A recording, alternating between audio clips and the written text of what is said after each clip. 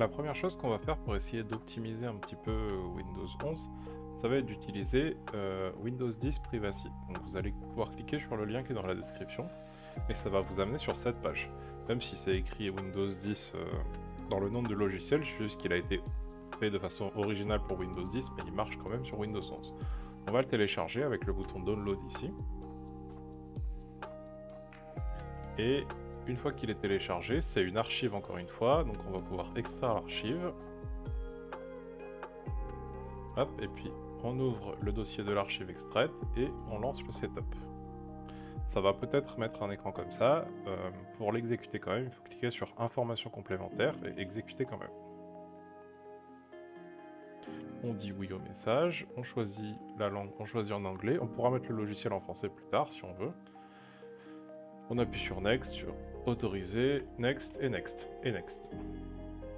Ok, ça s'est installé, ça va assez vite. On peut appuyer sur Next et terminer et fermer ça et fermer Chrome aussi tant qu'on y est. Ensuite, on va aller dans les applications. Dans toutes les applications, du coup, on aura dans W Windows 10 Privacy. Pour l'exécuter, on va faire un clic droit dessus, plus et exécuter en tant qu'administrateur. On va l'autoriser à faire des changements. Ça peut mettre quelques secondes à se lancer, c'est normal, c'est le temps qu'il analyse tous les réglages du PC, dans quel état ils sont actuellement pour pouvoir voir ce qui est coché ou décoché. Alors, il va proposer de créer un point de restauration du système pour pouvoir faire une sauvegarde avant de faire des modifications. Vous pouvez le faire si vous voulez, mais honnêtement, les points de restauration de Windows, ça marche très mal. Donc, moi je vais pas le faire et je vais vous proposer une autre méthode pour enregistrer l'état actuel avant changement. Donc je vais dire non à ça. La première chose que je vais faire, c'est que je vais aller dans Configuration et je vais faire Enregistrer sous. Ça va me permettre d'enregistrer la configuration actuelle du logiciel sans que j'ai rien touché. Donc je vais lui donner, je vais faire choisir le chemin. Je vais le mettre par exemple sur le bureau et je vais lui mettre Windows 10 Privacy avant changement. Je lui mets un nom très clair qui sera très facile à retenir pour moi. Donc je fais OK, je fais oui et je fais enregistrer. OK. Et là je vois sur mon bureau, j'ai mon Windows 10 Privacy avant changement. Je le garde, OK, je le perds pas. Bon, je vais même me faire un dossier où je vais mettre config Windows 10 Privacy garder. Pour être sûr de ne jamais perdre ce truc là, parce que ça config, c'est ma sauvegarde en fait. C'est avant que je fasse des modifications, c'est ça. Donc si j'ai un problème plus tard et que j'ai besoin de restaurer ma sauvegarde, c'est celle-là que je vais utiliser. Ok. Donc ça, je dois pas, je le mets où je veux. Je peux le mettre dans mes documents, mes téléchargements, peu importe. L'important c'est de ne pas le perdre et de pouvoir y avoir accès si on a besoin. Donc là, on arrive sur Windows 10 Privacy. Donc il y a plein de choses, du vert, du orange, il y a plein d'onglets, du rouge. Bon. Le logiciel, il est très simple à utiliser.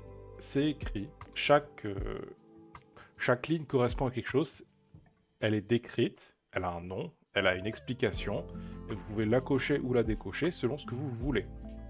Et la meilleure chose que je puisse vous recommander de faire, c'est juste de lire, de tout simplement lire ce que ça fait. Ah, est-ce que ça j'en veux, est-ce que j'en veux pas? Si j'en veux pas, je peux cocher pour l'enlever. Ça pareil, etc., etc. Et de faire ça pour de tous les onglets comme ça. Je vais vous proposer une configuration moi. Ok. Une configuration qui va s'appeler configuration basique. Elle va être vraiment basique, ok. Parce que cette configuration, je sais que les gens qui vont l'utiliser, ça va être les gens qui vont rien lire, qui vont juste vouloir savoir comment faire. Donc, elle est très basique et elle marchera très bien.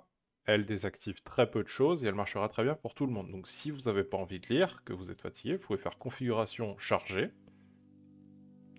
Et vous allez récupérer la configuration basique dont le lien est dans la description. Vous la téléchargez quelque part, vous la récupérez ici. Vous faites ouvrir, vous faites charger.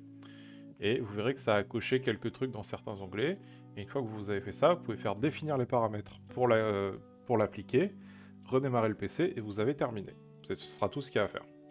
Maintenant, si vous souhaitez lire d'autres choses et activer d'autres choses, vous faites comme vous voulez. Moi, la seule chose que je vais vous dire, c'est télémétrie. Vous touchez à rien, vous faites comme si ça n'existait pas. Pare-feu, vous touchez à rien, vous faites comme si ça n'existait pas. Et appli système, ça n'existe pas. Voilà. Le reste des choses après, généralement si c'est rouge vous faites pas, si c'est rouge vous faites absolument pas, c'est que c'est une très mauvaise idée. Si c'est jaune, réfléchissez, si vous savez pas ce que c'est, faites une recherche Google avant, etc. Et de manière générale, lisez. Juste lisez toutes les options, décidez pour vous-même. Et si vous n'avez pas envie de décider, prenez la configuration que je vous donne qui sera safe dans tous les cas. Donc une fois que c'est fait, on peut cliquer sur définir les paramètres.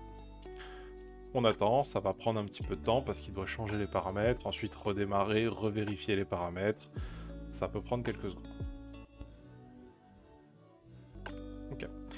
Une fois qu'on a fait ça, Windows 10 Privacy c'est terminé. Le logiciel, on peut le fermer, on n'en a plus besoin, c'est fini. Il a appliqué toutes ses modifications, tout va très bien. Maintenant, vous savez que des logiciels, il y en a d'autres. Il y a OEO Shut Up TED, il y en a des centaines, d'accord, des logiciels comme ça, de vie privée ou d'optimisation, etc. La meilleure chose que je peux vous suggérer, c'est surtout ne pas en utiliser plusieurs, ok? Parce que si vous utilisez là Windows 10 Privacy et puis demain vous utilisez OEO Shut Up 10, ils vont peut-être désactiver un truc de deux façons différentes. Et après, quand vous allez vouloir le réactiver, vous allez utiliser un des logiciels pour essayer de le réactiver, ça suffira pas. Vous allez utiliser l'autre logiciel, ça suffira pas. Et vous allez finir par casser Windows et vous allez devoir tout réinstaller. Alors, faites comme vous voulez, mais utilisez un seul logiciel de ce type de truc-là. Moi, j'utilise Windows Privacy, je conseille Windows Privacy parce que je trouve que c'est un logiciel qui est bien fait, qui est clair, et surtout qu'on peut annuler tous les changements très facilement. Il suffit de décocher ce qu'on a fait. Si je veux annuler tous les changements, là, si je veux absolument revenir à l'état d'avant, j'ai qu'à relancer Windows Privacy en administrateur. Hop.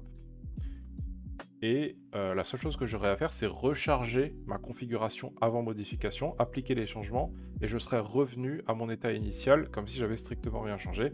Ça va absolument tout annuler, et ça marchera parfaitement. Si l'application veut bien se lancer. Donc je peux dire non pour le point de configuration, donc je refais configuration chargée. Je fais parcourir, et là je reprends garder, et avant changement, je l'ouvre, je la charge, hop, je clique sur appliquer les modifications, je fais OK, pareil, ça va appliquer toutes mes modifications, et là, hop, je serai revenu exactement comme j'étais avant. C'est-à-dire que toutes les modifications qui ont été faites avant sont annulées juste en faisant ça.